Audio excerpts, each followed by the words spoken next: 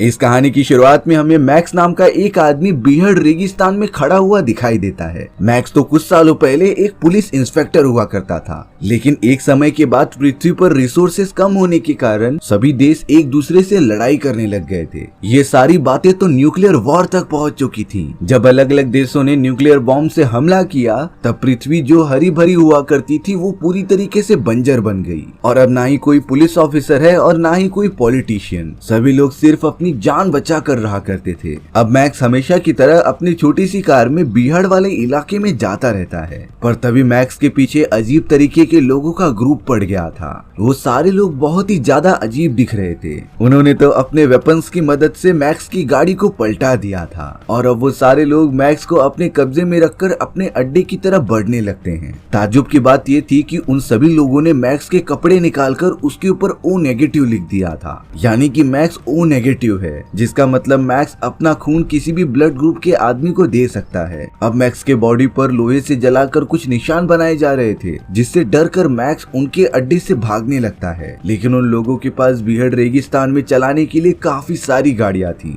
पर बदकिस्मती से वो सारे लोग भागते हुए मैक्स को पकड़कर अपना बंदी फिर से बना लेते हैं। अब हमें इमॉर्टल जो नाम का एक खतरनाक आदमी दिखाया जाता है, जो उन सभी लोगों का लीडर था, जो बहुत ही ज्यादा निर्दयी और लोगों पर जुल्म करने वाला था। उसने तो वहाँ के रहने वाले सारे लोगों की रिसोर्सेस हड़प कर उनसे कीड़े मकोड़ों की तरह बिहेव करना स्टार्ट कर दिया था। इमॉर्टल जो के मुंह के अंदर तो अजीब तरीके की 2 पाइप्स लगी होती हैं, जिसके अंदर से ऑक्सीजन प्रोवाइड होती थी और इसी तरीके से जो हमेशा जिंदा रहता था। जो का आलीशान घर पहाड़ की एकदम ऊंचाई पर होता है, जहाँ से वो सारे लोगों पर नजर रख सकता था। वहीं हमें नीचे की तरफ बहुत सारे गरीब लोग दिखाए जा रहे थे, जो से सिर्फ पानी पीने के लिए भीख मांग रहे थे। जो उन सभी को कह रहा था कि मैं तुम्हारा देवता हूँ, इसीलिए तुम सभी को मेरा हर कहना मानना होगा। और अब इमॉर्टल जो अपने आदमियों से कहकर उस डैम का पानी खोल देता है, जिससे कि हजारों की तादाद में जो गरीब लोग थे वो पानी पी सके। इमॉर्टल जो इतना गुस्से वाला था कि अगर कोई उसकी बात न माने तब वो उसे जान से मरवा देता था।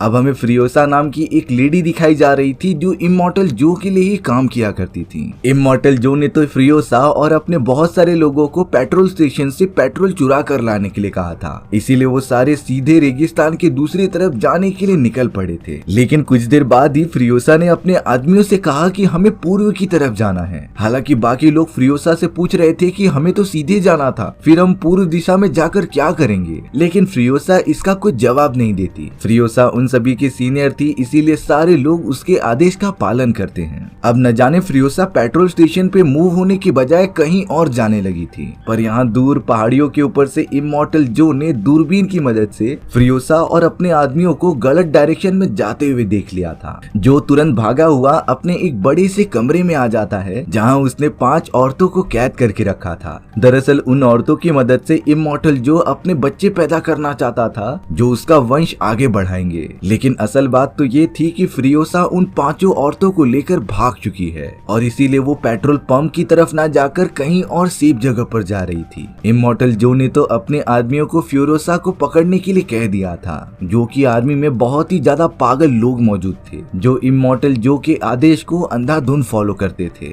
उसकी आर्मी को द बॉयज आर्मी कहा जाता था। दरअसल जब पृथ्वी पर न्यूक्लियर बॉम्ब गिराया गया था, तब चारों तरफ कुछ टाइम के लिए रेडिएशन फैल चुकी थी। उस रेडिएशन के कांटेक्ट में जो भी इंसान आया, उसकी बॉडी में चेंजेस होने लगे और इसीलिए द बॉयज आर्मी के सारे लोग रेडिएशन से इन्फेक्टेड हैं। एक सिपाही जिसका नाम नक्स होता है, उसने तो अपनी गाड़ी के सामने मैक्स को बांध कर रख दिया था और उसके शरीर में एक छोटी सी पाइप डाल दी थी, जिससे कि मैक्स का खून नक्स की बॉडी में ट्रांसफर होता रहे। और अब देखते ही देखते उनकी पूरी सेना निकल पड़ती है फ्रियोसा का पीछा करने के लिए। वहाँ फ्रियोसा सोच रही थी कि वो अपने सभी आदमियों को लेकर एक सेफ जगह पर पहुंच जाएगी, लेकिन शायद ये उसकी गलतफहमी थी। देखते ही देखते इमॉर्टल जो की पूरी सेना फ्रियोसा और उसके लोगों के बहुत ही ज्यादा पास पहुंच जाती है। द बॉयज आर्मी ने तो दूर से ही फ्रियोसा के लोगों पर हमला करना स्टार्ट भी कर दिया था, जिससे कि फ्रियोसा के बहुत सारे लोग मारे जाते हैं। नक्स ने तो मैक्स को अपनी गाड़ी के आगे लगा दिया था, जिससे कि वो ढाल बनाकर आगे बढ़ रहा होता है। देखते ही देखते फ्रियोसा के साथ जो भी सैनिक आए हुए थे वो खत्म हो जाते हैं और अब जैसे लग रहा था कि फ्रियोसा और वो 5 औरतें भी पकड़ी जाएंगी, पर तभी अचानक उनके सामने बहुत ही बड़ा रेतीला तूफान आ जाता है। फ्रियोसा के पास और कोई ऑप्शन नहीं था, इसीलिए वो जानबूझकर उस तूफान के अंदर घुस गई थी। वहीं दूसरी तरफ आधे से ज्यादा सिपाही तूफान की वजह से पीछे ही रुक जाते हैं, लेकिन नक्स जिसके गाड़ी के सामने मैक्स मौजूद था वो तब तक तूफान के अंदर घुस चुका होता है। नक्स लगातार फ्रियोसा के गाड़ी के पास जा रहा था ताकि वो उसे पकड़कर अपने मास्टर जो के सामने पेश कर सके। नक्स ने तो लगातार अपने गाड़ी के अंदर पेट्रोल भरना स्टार्ट कर दिया था, जिसे कि वो फ्रियोसा के गाड़ी के पास लेके जाकर ब्लास्ट कर देगा। मैक्स ये सारी चीजें देख रहा था, इसीलिए वो कैसे भी खुद को आजाद करके नक्स का हाथ पकड़ने लग जाता है। और इसी बीच फ्रियोसा और नक्स की गाड़ी में टक्कर हो गई थी, जिससे कि अब सारे लोग काफी बुरी तरीके से नीचे गिर जाते हैं। थोड़ी देर बाद जब वो पूरा रेतीला तूफान शांत हुआ तब मैक्स उठकर चेक कर रहा था कि कौन जिंदा है और कौन मर गया। मैक्स ने छानबीन किया कि नक्स अब मर चुका है, इसीलिए वो नक्स को बाकी औरतों के पास लेकर चला जाता है। वहाँ पर फ्रियोसा के साथ 5 और बहुत ही ज्यादा ब्यूटीफुल लड़कियां मौजूद थीं, लेकिन यहाँ मैक्स ने तो उन सभी के ऊपर बंदूक तान दी होती है। मैक्स उन औरतों से गुस्से में बात कर रहा था कि तुम सब जल्द से जल्द मेरे जंजीर को तोड़ दो। एक औरत जैसे ही मैक्स का जंजीर अलग करती है तभी अगले ही मोमेंट में फ्रियोसा मैक्स के साथ लड़ाई करने लगी थी, क्योंकि फ्रियोसा नहीं चाहती थी कि मैक्स उन औरतों को कुछ भी करे। उन दोनों में घमासान फाइट चल रही थी और यहाँ नक्स उठ जाता है, यानी कि वो मरा नहीं था, सिर्फ बेहोश हुआ था। नक्स तो डायरेक्टली जाकर फ्रियोसा पर ही हमला करता है और मैक्स के साथ डील करता है कि हम दोनों इसे पकड़कर इमॉर्टल जो के पास लेकर चले जाएंगे, जिससे कि हमें काफी सारा इनाम मिल सकता था। लेकिन फ्रियोसा को पकड़ने के बाद मैक्स ने तो नक्स को भी पंच मारकर दूर फेंक दिया था, क्योंकि इतनी जानलेवा चीजें होने के बाद मैक्स किसी के ऊपर भरोसा नहीं कर सकता था। मैक्स तो उन औरतों को अपने से दूर रहने के लिए कहता है और फ्रियोसा की ट्रक को लेकर वहाँ से अकेला ही निकल जाता है। फ्रियोसा ने होश में आकर बाकी औरतों से कहा कि हम एक जगह पर नहीं रुक सकते, क्योंकि इमॉर्टल जो की सेना हमें कभी भी ढूंढते हुए यहाँ पर पहुँच सकती थी। इसीलिए फ्रियोसा पता नहीं क्यों उन औरतों के साथ मैक्स जिस ट्रक में गया था उसका पीछा करने लगी थी। थोड़ी देर बाद ही हमें पता चलता है कि मैक्स की ट्रक एक जगह पर रुक चुकी है। फ्रियोसा मैक्स के पास आकर कह रही थी कि ये ट्रक मेरे बिना काम ही नहीं करता, क्योंकि मैंने इसके अंदर सीक्वेंस सेट किया है जिससे कि इसे सिर्फ मैं ही चला सकती हूँ। अब मजबूरी में आकर मैक्स को फ्रियोसा और उन 5 औरतों को ट्रक में बिठाकर साथ में ही लेकर चलना पड़ता है। वो सब निकल पड़े थे बीहड़ इलाकों को पार करते हुए बड़े बड़े चट्टानों की तरफ, लेकिन वहाँ पर भी उन्हें एक खतरा मिलेगा जिसके बारे में उन्होंने कभी सोचा ही नहीं था। देखते ही देखते फ्रियोसा, मैक्स और वो सारी औरतें पहाड़ी वाले इलाके में पहुंच गई थी। ये इलाका एक दूसरी बस्ती वालों का होता है जो इमॉर्टल जो के दुश्मन थे। फ्रियोसा उन बस्ती वालों के लीडर के पास जाकर कुछ बातें करने लग जाती है। फ्रियोसा ने लीडर के साथ एक डील कर ली थी। फ्रियोसा ने उन्हें बहुत सारा पेट्रोल देने का डिसाइड किया, जिसके बदले वो उन्हें यहाँ से जाने दें। फ्रियोसा ने बहुत सारे पेट्रोल अपने ट्रक के पीछे वाले कंटेनर में बांध कर रखे होते हैं, लेकिन फ्रियोसा जैसे ही उन्हें लेने जाती है तभी उसने देखा कि इमॉर्टल जो की पूरी सेना अब काफी पास में पहुंच चुकी है। इसीलिए फ्रियोसा परमिशन लिए बिना ही ट्रक में बैठकर मैक्स को जल्द से जल्द ट्रक आगे बढ़ाने के लिए कहती है। यहाँ उस बस्ती वालों और लीडर ने उनके ऊपर फायर भी करना स्टार्ट कर दिया था, लेकिन सबसे पहले उन्होंने इमॉर्टल जो के आर्मी को रोकने के लिए एक बड़ा ब्लास्ट किया, जिससे पहाड़ की एक बड़ी चोटी उनके रास्ते में आकर गिर गई। इमॉर्टल जो की बहुत सारी सेना अब उस पहाड़ को क्रॉस नहीं कर सकती थी, लेकिन उसके टीम में कुछ ऐसे ट्रक और बाइकर्स भी होते हैं जो खराब से खराब प्लेसेस पर भी चढ़ाई कर सकते थे। मैक्स तो गाड़ी लेकर फ्रियोसा के साथ लगातार आगे बढ़ता ही जा रहा था, पर अब इमॉर्टल जो के बहुत सारे बाइकर्स उनके पीछे लग जाते हैं। फ्रियोसा और वो बाकी औरतें भी उन बाइकर्स को खत्म करने का काम कर रही थीं।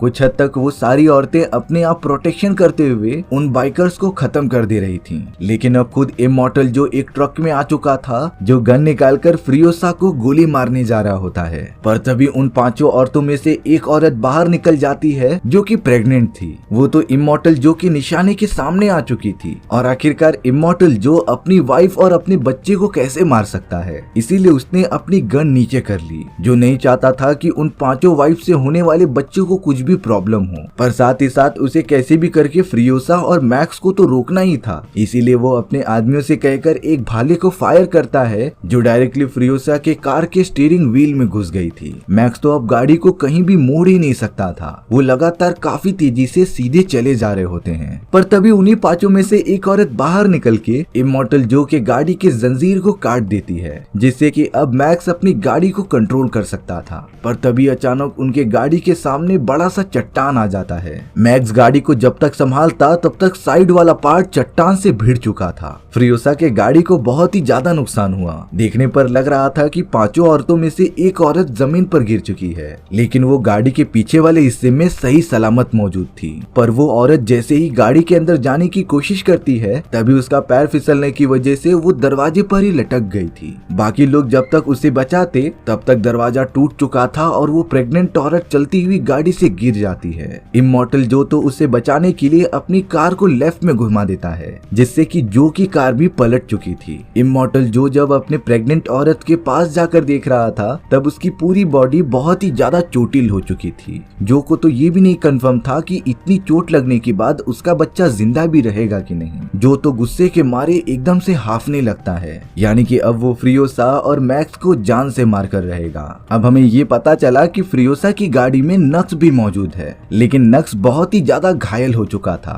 नक्स फ्रियोसा और मैक्स से बोल रहा होता है कि मेरे पास तुम्हें मारने का बहुत सारा मौका था, लेकिन मैं ऐसा कर ही नहीं पाया। अगर मैं तुम्हें मारकर अपने मालिक को दे देता तब मुझे बहुत सारे पैसे मिलते, लेकिन मेरी किस्मत ही खराब है। तभी उन पांचों औरतों में से एक औरत नक्स के पास आकर उसे समझाने लग जाती है। उसने नक्स को बड़े प्यार से बताया कि शायद तुम किसी और चीज के लिए बने हो। वो औरत तो बड़े प्यार से नक्स के होठ पर हाथ लगाने लग जाती है। नक्स भी इन सारी चीजों से एकदम शांत हो गया था। फ्रियोसा और मैक्स बाकी सभी को लेकर लगातार आगे बढ़ते ही जा रहे थे, लेकिन अब धीरे धीरे चारों तरफ अंधेरा होते जा रहा था। लेकिन सबसे बड़ा खतरा तो ये था कि इमॉर्टल जो की पूरी सेना लगातार उनका पीछा करते जा रही थी, जैसे कि उन्हें पता हो कि फ्रियोसा की ट्रक कहां पर जा रही है। और अगर वो सारे लोग इसी तरीके से उनका पीछा करते रहेंगे तब मैक्स, फ्रियोसा और बाकी सारे लोग मारे जाएंगे। इसीलिए मैक्स के पास एक आइडिया आता है। वो गाड़ी से उतरकर रास्ते में एक लाइन से डायनामाइट बिछा देता है, जिससे कि इमॉर्टल जो की सेना जब इसके ऊपर से गुजरेगी तब ये पूरी तरीके से ब्लास्ट हो जाएगा। कुछ देर बाद होता भी ऐसा ही है। जो की पूरी सेना को बिल्कुल पता नहीं था कि रेत के अंदर डायनामाइट मौजूद है, और उनकी गाड़ियां जैसे ही डायनामाइट के ऊपर से गई वो अगले ही मोमेंट में ब्लास्ट हो जाती हैं। देखते ही देखते सारी गाड़ियां धमाके की वजह से रुक गई थी, लेकिन एक गाड़ी अभी भी सही सलामत होती है जो लगातार उनका पीछा करते जा रही थी। यहाँ रेगिस्तान में लगातार आगे बढ़ते समय मैक्स और फ्रियोसा की गाड़ी एक दलदल में फंस जाती है। वो सब बहुत कोशिश कर रहे थे अपनी गाड़ी को निकालने के लिए, इसका कोई भी रिजल्ट निकलता ही नहीं। गाड़ी का टायर लगातार दलदल के अंदर धंसता ही जा रहा था।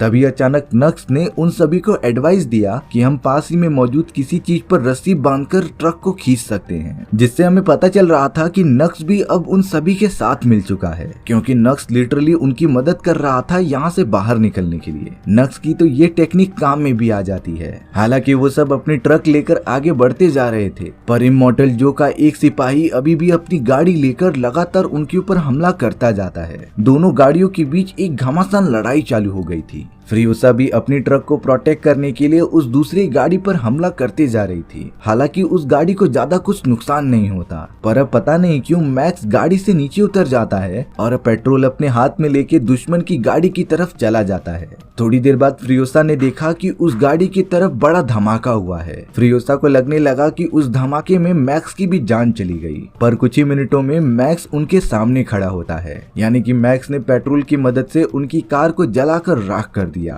और अब वो सब अपने ट्रक में बैठकर लगातार आगे बढ़ना जारी रखते हैं। अब देखते देखते सुबह हो जाती है। थोड़ी देर आने के बाद फ्रियोसा को दूरबीन की मदद से एक लंबा टावर दिखाई दिया। फ्रियोसा ने ऐसे ही टावर काफी जगह पर देखे थे और उसके दिमाग में कुछ अजीब तरीके की बातें चल रही होती हैं। फ्रियोसा जल्द से जल्द ट्रक को लेकर उस टावर के पास चली गई थी। फ्रियोसा रेत पर उतर करके अपनी बस्ती वालों का नाम, मदर का नाम सब कुछ बताने लगी थी। तभी फ्रियोसा की आवाज सुनकर वहाँ पर रहने वाले बस्ती के लोग आ जाते हैं, लेकिन वो सारी की सारी औरतें थी और लकीली उनमें से एक औरत फ्रियोसा की मदर भी होती है। फ्रियोसा तो इतने समय बाद अपनी मदर से मिलकर काफी ज्यादा खुश हो गई थी। फ्रियोसा दिखाती है कि मैंने इमॉर्टल जो से इन चारों औरतों की जान बचाई है और मैं इन्हें ग्रीन लैंड लेकर जाना चाहती हूँ। लेकिन फ्रियोसा की मदर ने बताया कि जिस रास्ते से तुम यहाँ पर आई हो वही ग्रीन लैंड हुआ करती थी, लेकिन अब वो एक सिर्फ बंजर जमीन बन चुकी है। ये सारी चीजें इमॉर्टल जो के वजह से हुई क्योंकि उसने पानी पर अपना कब्जा कर लिया और पानी ना मिलने की वजह से वो ग्रीन लैंड जो हरा भरा हुआ करता था वो पूरी तरीके से बंजर जमीन बन गई।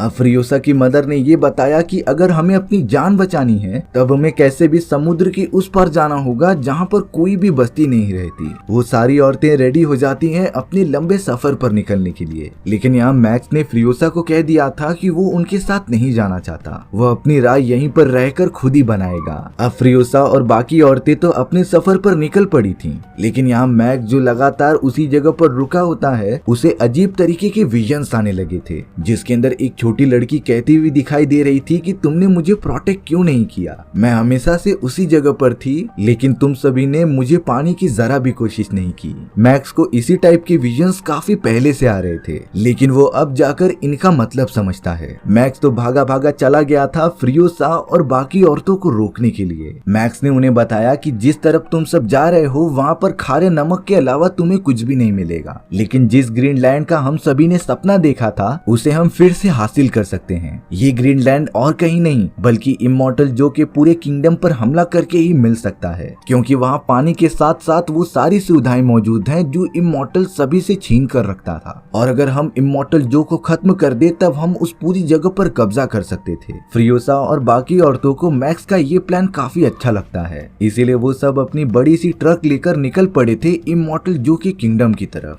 थोड़ी दूर आने के बाद इमॉर्टल जो अपने पूरे साथियों के साथ मौजूद होता है, उसने दूरबीन की मदद से देख लिया था कि फ्रियोसा ट्रक को लेकर उसके किंगडम की तरफ बढ़ रही है। जो को अंदाजा हो जाता है कि उसके सारे सैनिक तो यहाँ पर हैं, यानी कि फ्रियोसा, मैक्स और बाकी लोग उसके किंगडम पर जाकर हमला करके हथियाना चाहते हैं। इसीलिए अब इमॉर्टल जो अपने सभी साथियों को लेकर उनका पीछा करने लग जाता है। चारों तरफ फिर से बमबारी होना स्टार्ट हो गई थी। जो ने तो अब अपने बॉयज आर्मी को पूरी छूट दे दी थी कि वो गाड़ी के अंदर मौजूद चारों औरतों को भी खत्म कर दें, क्योंकि अगर इमॉर्टल जो के हाथ में उसका किंगडम रहेगा तब वो बाकी औरतों को भी प्रेग्नेंट कर सकता था, लेकिन अगर किंगडम चला गया तब वो किसी के भी लायक नहीं बचेगा। फ्रियोसा और बाकी औरतें भी द बॉयज आर्मी के साथ लड़ाई करके पलट जवाब दे रही थी। इमॉर्टल जो के कुछ आदमियों ने तो उन चारों औरतों में से कुछ औरतों को अपने साथ ले लिया था। तभी फ्रियोसा के दिमाग में एक आइडिया आया। वो बाकी लोगों से लड़ाई ना करते हुए सीधा लड़ने पहुंच जाती है इमॉर्टल जो से। हालांकि शुरुआत में जो ने फ्रियोसा को काफी ज्यादा घायल कर दिया था, लेकिन फ्रियोसा काफी चालाकी दिखाते हुए इमॉर्टल जो का वो ऑक्सीजन वाला मास्क तोड़कर ही निकाल देती है, जिससे कि इमॉर्टल जो अगले ही मोमेंट में दर्द के कारण मर जाता है। साथ ही साथ उसे ऑक्सीजन भी नहीं मिल रही थी। फ्रियोसा ने इमॉर्टल जो की बॉडी अपने गाड़ी में ट्रांसफर कर दी होती है, पर अभी भी जो की पूरी आर्मी उन सभी के पीछे पड़ी हुई थी मारने के लिए। यहाँ पर नक्स एक गाड़ी में आ जाता है जिसके अंदर बहुत सारा पेट्रोल मौजूद था। उसने तो जानबूझकर पेट्रोल से भरा हुआ ट्रक इमॉर्टल जो के सैनिकों से भिड़ा दिया था, जिससे एक बहुत ही बड़ा धमाका होने के कारण वो सारे लोग मारे जाते हैं। बेचारा नक्स भी इस लड़ाई के अंदर अब जाकर मारा जाता है। यहाँ फ्रियोसा की हालत बहुत ही ज्यादा खराब हो चुकी थी और अगर जल्दी कुछ नहीं किया गया तब फ्रियोसा भी मारी जाएगी। मैक्स ने देखा कि फ्रियोसा को खून की जरूरत है, इसीलिए वो अपना ओ ग्रुप का ब्लड फ्रियोसा की बॉडी में ट्रांसफर करने लगा था। थोड़ी ही देर में फ्रियोसा पूरी तरीके से ठीक हो जाती है। मैक्स जल्द से जल्द अपनी ट्रक को लेकर इमॉर्टल जो के किंगडम में पहुंच चुका था। वहाँ पर गरीब लोगों के साथ साथ उसकी पूरी सेना भी मौजूद थी। फ्रियोसा ने तो अब इमॉर्टल जो की डेड बॉडी उन सभी को दिखा दी होती है, जिससे कि वहाँ मौजूद सारे गरीब लोग बहुत ही ज्यादा खुश हो गए थे। वो लोग तो फ्रियोसा और बाकी औरतों का स्वागत करने लग जाते हैं। उन सभी को तो मेहमान की तरह ऊपर बुलाया जा रहा था। इमॉर्टल जो की द बॉयज की सेना भी समझ चुकी थी कि उनके बॉस के मरने के बाद फ्रियोसा और वो चारों औरतें ही इस पूरे किंगडम की उत्तराधिकारी हैं। देखते ही देखते वो पानी जो गरीब लोगों के लिए प्रतिबंधित कर दिया गया था उसे हमेशा के लिए ओपन कर दिया जाता है। वहाँ मौजूद सारे गरीब लोग बहुत ही ज्यादा खुश हो गए थे। फ्रियोसा ने डिसाइड किया कि वो इस पूरी जगह को फिर से ग्रीनलैंड में कन्वर्ट कर देगी, यानी कि अब सारी चीजें एकदम सही होने वाली थी। फ्रियोसा और वो चारों औरतें जब ऊपर जाती हैं तभी उसने भीड़ के अंदर मैक्स को देखा जो उनसे दूर जा रहा था। मैक्स ने तो अपना प्रॉमिस किया हुआ काम पूरा कर दिया होता है और अब वो अपने नए सफर पर निकल पड़ा था। इसी तरीके से हमारी ये एडवेंचरस कहानी यहीं खत्म हो जाती है। सो व्यूअर्स, आपको ये स्टोरी कैसी लगी कमेंट सेक्शन में बताना भूलना मत। और अगर आपको मेरा एक्सप्लेनेशन 1% भी अच्छा लगा होगा ना तो वीडियो को लाइक एंड चैनल को सब्सक्राइब जरूर कर देना। मिलते हैं नेक्स्ट वीडियो में, बाय बाय।